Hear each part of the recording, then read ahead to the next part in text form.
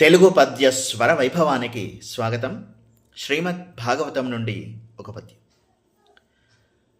పరగ జితాస్తి భస్మ నృకపాల జటాధరుడున్ పరేత భూచరుడు పిశాచయుక్తుడని శర్వన్ అమంగలుగా తలంపరెవ్వరున్ ఒకడీ ఉదక్క మరి వాక్పతి ముఖ్యులు అమ్మహాత్ము సచ్చరణ సరోజరేణువులు సమ్మతిదాల్తురు మస్తకంబులన్.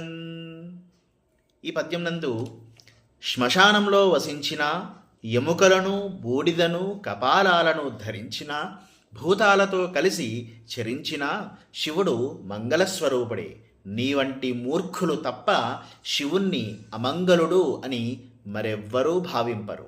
బ్రహ్మదేవుడు మొదలైన వారు ఆ మహాత్ముని పాదపద్మ పరాగాలను తమ శిరస్సులపై పరమానందంతో ధరిస్తారు అని పద్యభావం.